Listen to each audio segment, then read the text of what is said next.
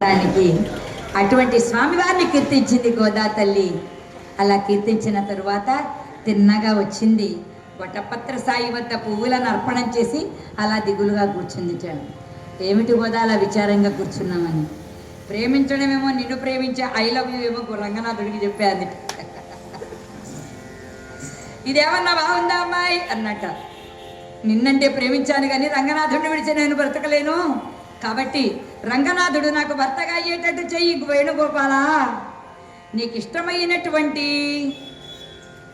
100 వెన్న ముద్దలు పెట్టుకుంటాను, 100 గిన్నెల చక్కెర పొంగలి చేయిస్తాను, నీకు 100 వెన్న ముద్దలను పెట్టుకుంటాను అనగానే వెన్న ముద్దలు కసపెట్టేటండి ఈయన.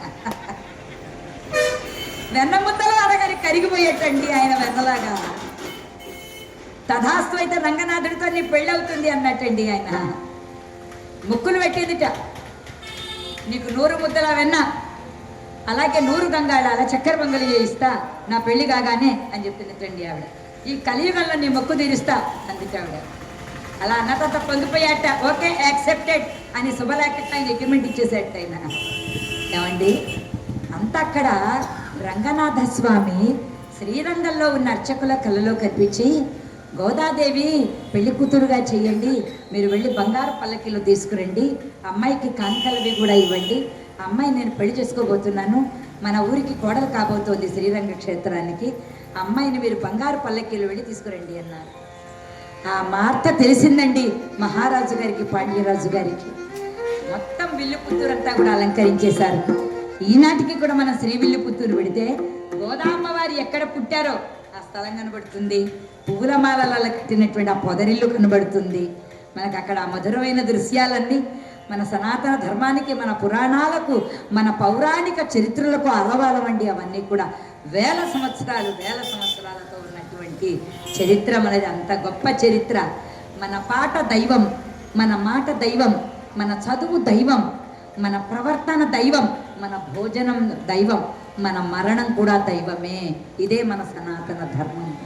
అందువల్ల ఆ తల్లి, బంగారు తల్లి, ఆ గోదాదేవి అలా ముక్కులు పెట్టగానే వచ్చేస్తున్నారటండి. ఈ వార్త తెలిసిందండి. ఈమె అన్నదట, తండ్రి గారు అడిగారట, అమ్మా వేణుగోపాల దేవుడిని ప్రేమించి రంగనాథుడిని పెళ్ళాడతానన్నాడు, ఏమన్నా ధర్మంగా ఉందా అంటే ఆవిడ అందుకండి, ఉండేవాడు నా కళ్ళల్లో ఉండేటువంటి వాడు, నాలో నిరంతరం ఉండేటువంటి వాడు, నాలో ఏమిటి ఈ సృష్టిలో ఉన్నటువంటి వాడు నా వాడు ఆ స్వామి. తండ్రి గారు మీరేం ఆలోచించకండి, వివాహానికి రంగడనా కృష్ణుడనా వేరు కాదు, ఇద్దరు ఒకటేగా. గారంటే ఎవరు, కృష్ణుడు అంటే ఎవరు, వాళ్ళిద్దరూ ఒకటే అని తండ్రి గారికి నచ్చ చెప్పగానే ఇంకా వచ్చేసారటండి. అమ్మవారిని పెళ్లి కూతుర్ని చేస్తున్నారట. అక్కడి నుంచి వచ్చినటువంటి కానుకలతో, అక్కడి నుంచి వచ్చిన ఆభరణాలు, అక్కడి నుంచి వచ్చిన పట్టుబట్టలు, అక్కడి నుంచి వచ్చిన బంగారు పల్లకి అవన్నీ సిద్ధం చేసి చెలికత్తలందరూ కూడా ఇంకా అమ్మవారిని ఇంకా పెళ్లి కూతుర్ని చేస్తున్నారట. అమ్మవారిని అలా పెళ్లి కూతుర్ని చేశారు. మొత్తం ఊరంతా కూడా పందిరి వేయించి పెళ్లి కూతుర్ని చేసి ఆమెకు చక్కని హారతులనిచ్చి అమ్మవారిని బంగారు పల్లకీలో కూర్చోబెట్టి మొత్తం శ్రీవిల్లిపుత్తూరంతా తరలిరాగా శ్రీరంగ క్షేత్రానికి చేరుకున్నారు. గర్భాలయంలో ఉన్న శ్రీరంగనాథుడు దివ్యమైన దేవతా సార్వభౌముడు. ఆయన నిజరూపంతో బయటకు వచ్చి పెండ్లి పీటల మీద కూర్చున్నారు. అమ్మవారు ఆ తల్లిని, ఆండాళ్ళు తల్లిని, ఆ గోదాదేవి మాతను ఆయన సరసన కూర్చోబెట్టారు. పొంగిపోతున్నాడు విష్ణుడు చిత్తుడు. సాలు మోసింది లేదు, కష్టపడి కన్నది లేదు, కానీ ఈ బిడ్డను మాత్రం కాసిని పాలిచ్చి పెంచినందుకు శ్రీరంగనాథ నిన్నే అల్లుడిగా చేసుకునేటువంటి భాగ్యం నాకు కల్పించావా? నీ కాళ్ళు గడిగి మా అమ్మాయి జనక మహారాజు గారు ఎలా అయితే భూమిలో దొరికిన సీతను రాముడికి కన్యాదానం ఇచ్చాడో, అదేవిధంగా ఈ రోజున ఈ విష్ణు చిత్తుడికి జనక రాజా తండ్రి భాగ్యం కల్పించావు. నీ కాళ్ళు గడిగి ఆ అమ్మవారు ఆండాళ్ళుని నీకు కన్యాదానం చేసే భాగ్యాన్ని ప్రసాదించావు స్వామి అని పరమానందంతో శ్రీరంగనాథుని పాదాలు గడిగి, ఇయం సీతా మమ సుతా సహ ధర్మచరీతవ ప్రతీక్ష చైనం భద్రంతే పాణిగృహిణీశ్వ పాణినా అని ఆ అమ్మవారిని సాలంకృత కన్యాదానమహం కరిష్యే అని విష్ణు చిత్తుల వారు కన్యాదానం చేశారట. దానితో ఆయన వెనకాలన్న తరాల వాళ్ళందరూ కూడా తెరించిపోగా రంగనాథుడికి కన్యాదానం చేశారు విష్ణు చిత్తుల వారు. సర్వమంగళ స్వరూపిణి అయిన అమ్మవారు గోదాదేవి మెడలో మంగళసూత్రాన్ని కడుతున్నాడు శ్రీరంగనాథుడు. గోదా శ్రీరంగనాథులకు ఆనందమానందమాయనే మా గోదమ్మ పెళ్లి కూతురాయనే.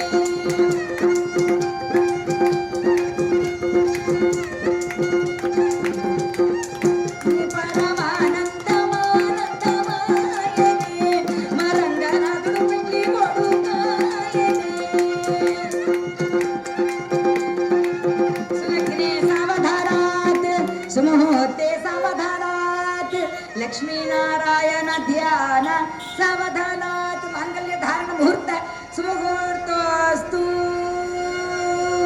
గోదా శ్రీరంగనాథులకు సీతారాములకు అలమేలుమంగా వెంకటేశ్వరులకు అలా కన్యాదానం చేశారు ఆయన.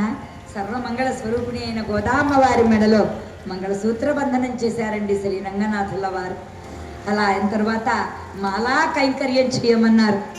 అమ్మవారు సిగ్గుపడుతుందట. రోజు వేసేది మెడలో దండలే కదా స్వామికి, రోజు సమర్పణం చేసేది పువ్వుల దండలే కదా, కొత్తగా సిగ్గుపడుతున్నాడు గోదమ్మ రోజు ఇచ్చే మాలలే స్వామికి అని.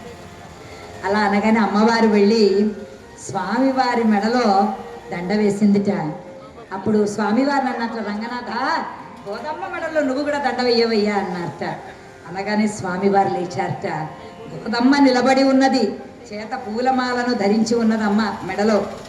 ఆమె మెడలో దండ వేయడానికి వచ్చిన స్వామివారు ఆ గోదాదేవి మెడలో దండ వేసి అమ్మవారిని అలాగే తన హృదయంలో చేర్చేసుకున్నారట. స్వామివారిలో సాయుధ్య భాగ్యం పొందింది గోదాదేవి. అక్కడే కుప్పగా కూలిపోయినారండి ఆయన విష్ణు చిత్తుల వారు.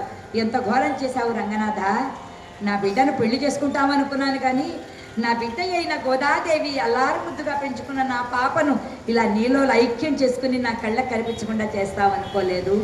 ఇంకా నా బిడ్డ లేకుండా ఎలా బ్రతకగలను స్వామి అన్నారు. అనగానే ఎవరనుకున్నామే, సాక్షాత్తు భూదేవత. నీ భాగ్యం కొద్దీ నిన్ను ధరించడానికి, లోకాన్ని ధరించడానికి ఆమె గోదాదేవి అయి అవతరించింది. గోదాదేవి పాడినటువంటి తిరుప్పావై పాశురాలు ఎవరైతే చదువుతారో వాళ్ళకి ఏడాదికి 4 పంటలు పండుతాయి. సకల ఆయురారోగ్య ఐశ్వర్యాలతో జనులందరూ జీవిస్తారు. కలికల్మషాలను పోగొట్టుకుంటారు. జీవితంలో దారిద్ర్యం తొలగిపోతుంది. సంతాన భాగ్యం కలుగుతుంది. సంతానం సజ్జనులు అవుతారు, విద్యావంతులు అవుతారు, భాగ్యవంతులు అవుతారు, ఆయురారోగ్యవంతులు అవుతారు. అందువల్ల అమ్మ పాడిన ఈ తిరుప్పావైని ప్రచారం చేయండి. అమ్మ నాచ్యార్ తిరుమూలి అని ఇంకొకటి కూడా పాడారు ఆమె, ఈ కావ్యం కాకుండా. అది 111 శ్లోకాలతో ఉంటుంది. దాన్ని కూడా ప్రచారం చేయండి అని శ్రీరంగనాథుల వారు ఆనతిచ్చి, నేను నువ్వు కూతురుగా భావించి ప్రేమించిన గోదాదేవి ఎప్పుడు నీ కన్నుల ఎదురుగుండా ఉంటామని అభయమిచ్చారు స్వామివారు. అంతా శ్రీరంగనాథుని యొక్క ఆజ్ఞను నెరవేర్చడానికి ప్రయాణమై వచ్చారు. వచ్చిన తర్వాత ఆయన అడిగారు, గోదమ్మ నాకు దండం పెట్టింది, 100 ముద్దల వెన్నముద్దలేవి, 100 గంగాళాల పొంగలేది అని. నన్నేం చేయమంటావు, మొక్కినామే ఉంటే కదా మొక్కు తీర్చడానికి, మొక్కినామే వెళ్ళిపోయింది.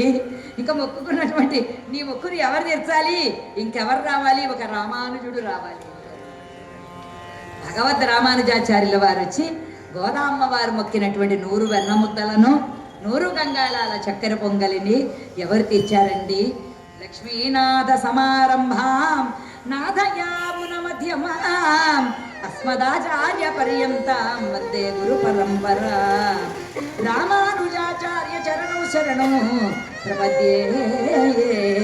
శ్రీరామానుజాయతే, శ్రీమతే రామానుజాయతే నమో నమః. పవమాన సుతుడు పట్టు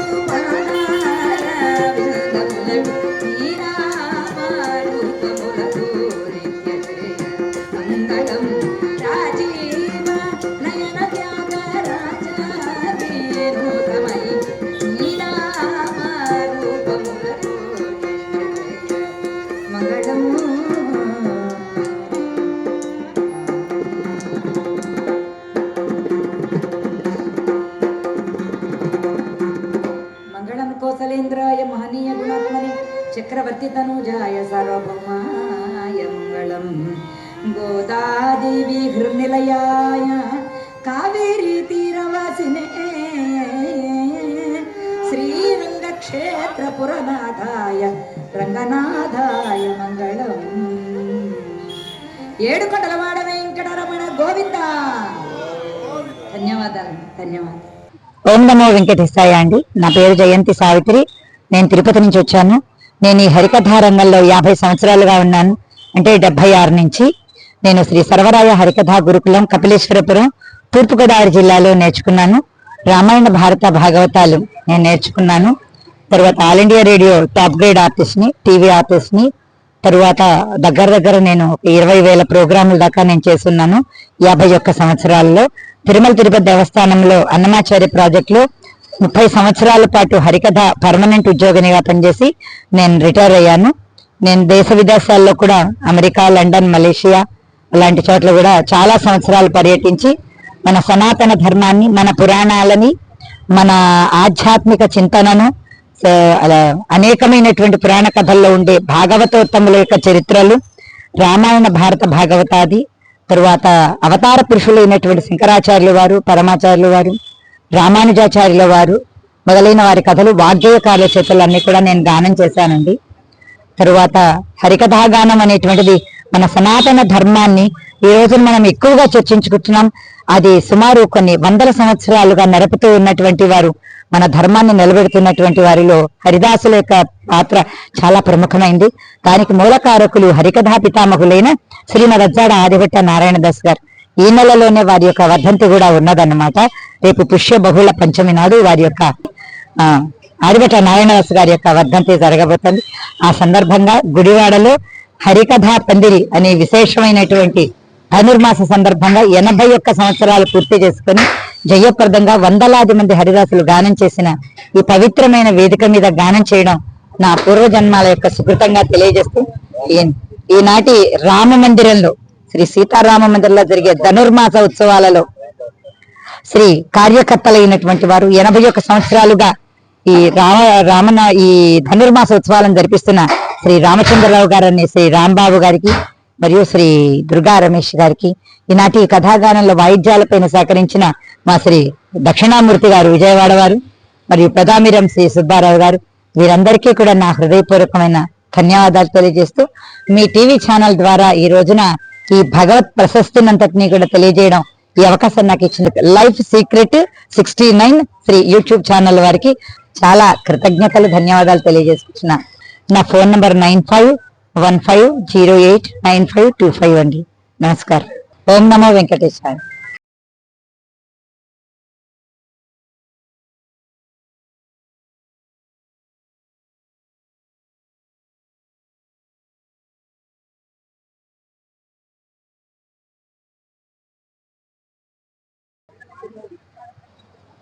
ఈనాటి ఈ హరికథా ప్రశస్తిని గురించి, మన సనాతన ధర్మంలో హరికథల యొక్క పాత్ర ఎటువంటిదో నేను తెలియజేసే అవకాశాన్ని నాకు కలిగించిన లైఫ్ సీక్రెట్